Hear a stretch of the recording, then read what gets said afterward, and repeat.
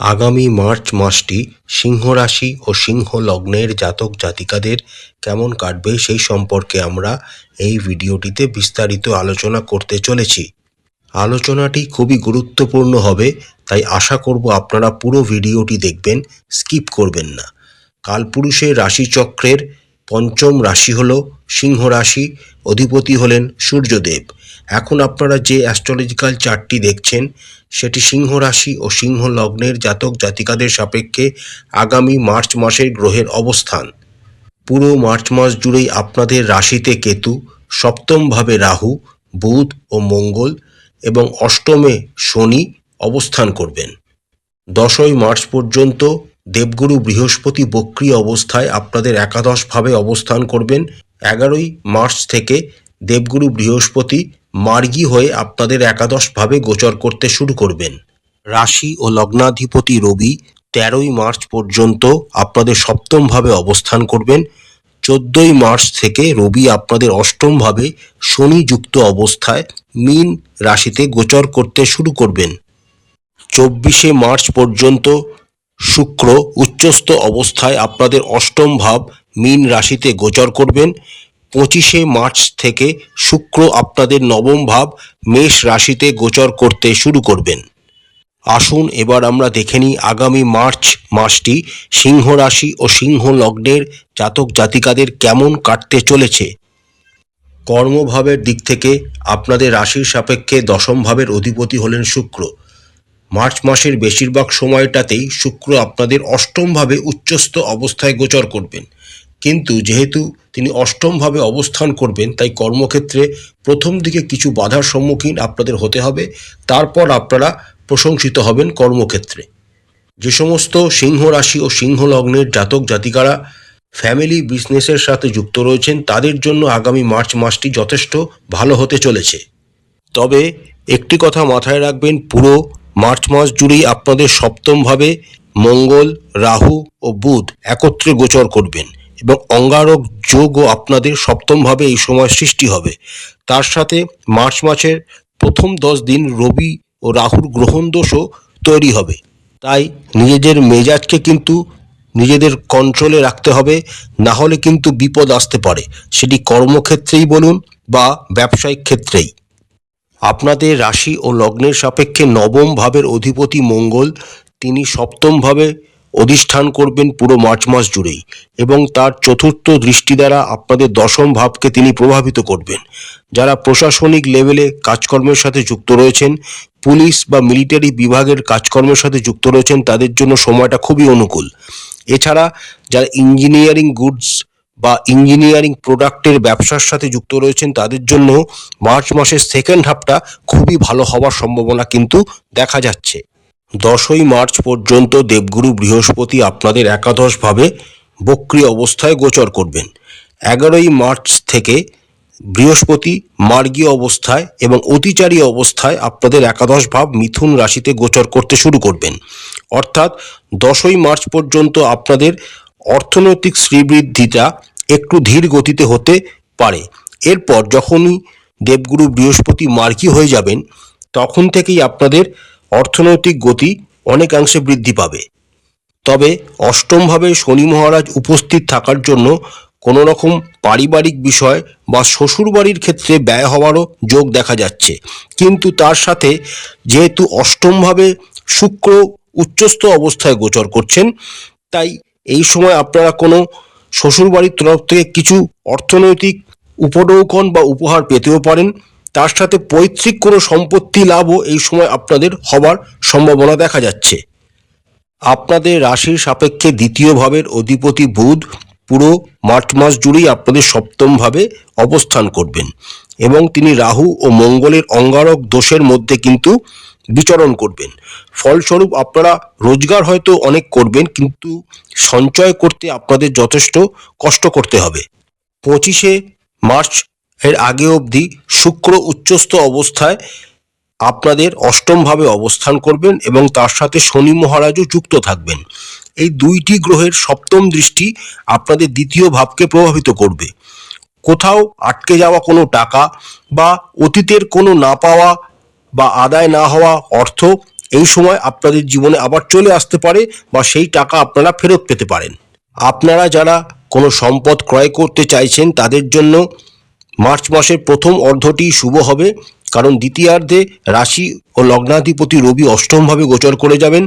এই সময়টা কিন্তু সম্পদ কেনার জন্য অনুকূল নয়। পুরো মার্চ মাস জুড়েই স্বাস্থ্য সম্পর্কে আপনাদের যথেষ্ট সতর্ক থাকতে হবে। মার্চ মাসের প্রথমার্ধে রাশি ও লগ্নাধিপতি রবি গ্রহণ দোষে আক্রান্ত থাকবেন এবং তিনি সপ্তমভাবে অবস্থান করলেও তিনি অঙ্গারক যোগ অর্থাৎ রাহু মঙ্গলের যোগের মধ্যেও অবস্থান করবেন। এরপর মার্চ মাসে দ্বিতীয়ার্ধে রবি শনির সাথে যুক্ত হয়ে বিষ যোগে আক্রান্ত হবেন।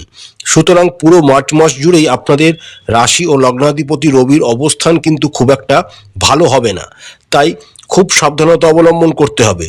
বিশেষ করে যাদের হাই প্রেশার আছে, ব্লাড সুগার আছে, তাদেরকে নিজেদেরকে কন্ট্রোলে রাখতে হবে। এছাড়া গাড়ি চালাবার সময়, বাইক চালাবার সময় নিজেদের সাবধানতা অবলম্বন করতে হবে, কারণ অ্যাক্সিডেন্টের যোগ আছে। শুধু নিজের শরীর স্বাস্থ্যই নয়, যারা বিবাহিত তাদের জীবনসঙ্গীর শরীর স্বাস্থ্যের প্রতিও খুব মনোযোগ দিতে হবে। কোথাও পড়ে যাওয়া, হাতে পায়ে চোট লাগা, সেখান থেকে রক্তপাত হওয়ার সম্ভাবনা কিন্তু প্রবল। মার্চ মাসে দ্বিতীয়ার্ধে যখন রবি অষ্টমভাবে গোচর করে যাবেন তখন শনির সাথে যুক্ত হবেন। এর ফলে মাইগ্রেনের কোনো রকম সমস্যা, চোখের কোনো রকম সমস্যা আপনাদের কিন্তু বিরক্ত করতে পারে।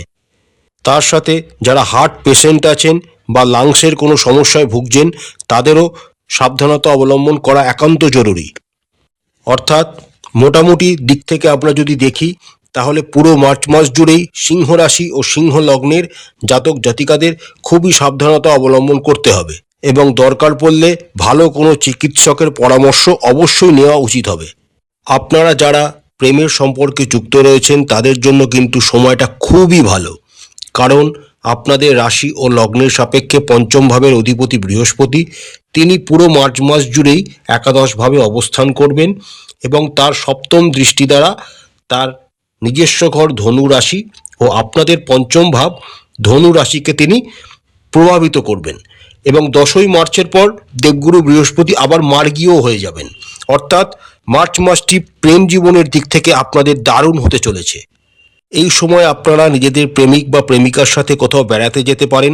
খুব সুন্দর একটি অনুকূল সময় আপনারা অতিবাহিত করার ইঙ্গিত কিন্তু আপনাদের চার্ট দেখাচ্ছে।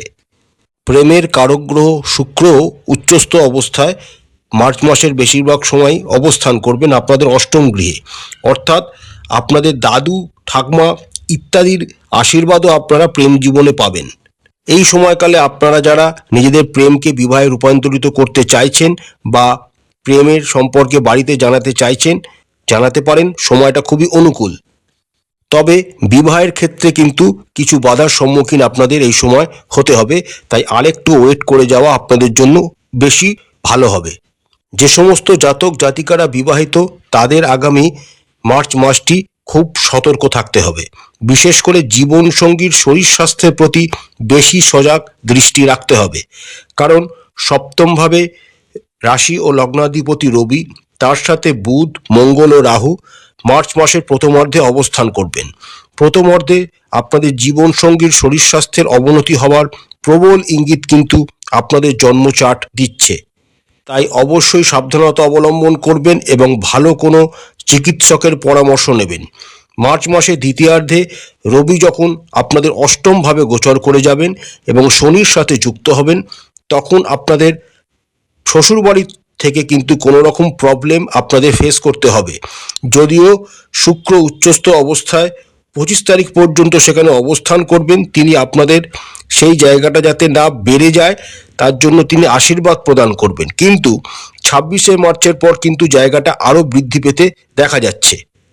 শনি ও রবির বীজযোগ হওয়ার জন্য এবং শনি যেহেতু আপনাদের রাশি ও লগ্নের সাপেক্ষে সপ্তম ভাবের অধিপতি, তিনি রবির সাথে যুক্ত হয়ে মার্চ মাসের সেকেন্ড হাফটা পুরোটাই অতিবাহিত করবেন। তাই দাম্পত্য জীবনে ইগো ক্ল্যাশেস, বিচ্ছেদ, একে অপরের থেকে দূরে সরে যাওয়া, মনোমালিন্য ইত্যাদি কিন্তু আপনাদের ফেস করতে হবে। বিশেষ করে নিজেদের মাথাকে অসম্ভবভাবে শান্ত রাখতে হবে, না হলে কিন্তু প্রবলেম বাড়তে পারে। অর্থাৎ পুরো মার্চ মাসটাতেই সিংহ রাশি ও সিংহ লগ্নের জাতক জাতিকাদের দাম্পত্য বিষয়ের ক্ষেত্রে খুবই সাবধানতা অবলম্বন করে এগিয়ে চলতে হবে। আপনাদের রাশি ও লগ্নের সাপেক্ষে দ্বিতীয় ভাবের অধিপতি হলেন বুধ। পুরো মার্চ মাস জুড়েই বুধ আপনাদের সপ্তম ভাবে অবস্থান করবেন এবং রাহু ও মঙ্গলের সাথে যুক্ত থাকবেন। ফলস্বরূপ পারিবারিক যদি আপনাদের কোনো ব্যবসা থেকে থাকে সেখানে আপনাদের উন্নতি ঘটবে। তবে যেহেতু বুধ রাহুর সাথে যুক্ত থাকবেন কিন্তু তাই পারিবারিক অ্যাটমসফিয়ার জীবন পদ্ধতি কিন্তু একটু চাপের মধ্যে আপনাদের সবসময় রাখবে। তার সাথে অষ্টমভাবে শনির উপস্থিতিও খুব একটা অনুকূল ফলাফল আপনাদের পারিবারিক জীবনের ক্ষেত্রে কিন্তু নিয়ে আসবে না। শুধু দ্বিতীয় ভাবের অধিপতি নয়, চতুর্থ ভাবের অধিপতি মঙ্গলও অঙ্গারক যোগে আক্রান্ত থাকবেন। তাই আগেই বললাম পারিবারিক জীবনের অ্যাটমসফিয়ার কিন্তু খুব একটা ভালো থাকবে না। মাঝে মাঝে মতবিরোধ, মনোমালিন্য, ঝগড়াঝাটি ইত্যাদি হওয়ার সম্ভাবনা কিন্তু দেখা যাচ্ছে। আসার কথা একটাই, দেবগুরু বৃহস্পতির একাদশে অবস্থান এবং তার নবম দৃষ্টি দ্বারা আপনাদের দ্বিতীয় ভাবের অধিপতি এবং চতুর্থ ভাবের অধিপতি মঙ্গলের ওপর তার দৃষ্টি। ফলস্বরূপ হয়তো আপনাদের মধ্যে ছোটোখাটো বাদ বিবাদ বা ঝগড়া হতে পারে, কিন্তু দেবগুরু বৃহস্পতির আশীর্বাদের জন্য আপনারা সেইগুলিকে কাটিয়ে উঠতে পারবেন। মার্চ মাসের শেষের দিকে আপনাদের পিতার শরীর স্বাস্থ্যের উন্নতি ঘটবে, তবে মাতার শরীর স্বাস্থ্যের প্রতি যথেষ্ট নজর দিতে হবে। তাদের কোথাও পড়ে গিয়ে চোট আঘাত লাগার একটা সম্ভাবনা কিন্তু দেখা যাচ্ছে। ভাই বোন, দাদা দিদিদের সাথে সম্পর্ক আপনাদের ভালো থাকবে। বন্ধু বান্ধবদের কাছ থেকে আপনারা উপকৃত হতে পারেন। প্রতিকার স্বরূপ আপনারা রবির বীজ মন্ত্র প্রত্যেক দিন 108 বার করে জপ করবেন। প্রত্যেক দিন সকালবেলা উঠে সূর্য নমস্কার করবেন এবং সূর্যকে লাল ফুল দ্বারা জল মিশ্রিত করে নিবেদন করবেন। যদি আপনাদের পক্ষে সম্ভব হয় তাহলে প্রত্যেক দিন একটি নির্দিষ্ট সময়ে আদিত্য হৃদয় স্তোত্রম অবশ্যই পাঠ করবেন। তার সাথে হনুমানজির পূজা করবেন এবং হনুমান চালিসা প্রতিদিন পাঠ করবেন। আশা করছি আগামী মার্চ মাসটি প্রত্যেক সিংহ রাশি ও সিংহ লগ্নের জাতক জাতিকাদের খুব ভালো কাটবে। মা কালী আপনাদের মঙ্গল করুন, আপনাদের সমস্ত মনের ইচ্ছা ও মনস্কামনা মা কালী পূরণ করুন। আমাদের চ্যানেলের কন্টেন্ট যদি আপনাদের ভালো লাগে তাহলে অবশ্যই চ্যানেলটিকে লাইক করবেন, শেয়ার করবেন। আমাদের চ্যানেলটি অবশ্যই সাবস্ক্রাইব করতে ভুলবেন না। হর হর মহাদেব, জয় মা কালী, নমস্কার।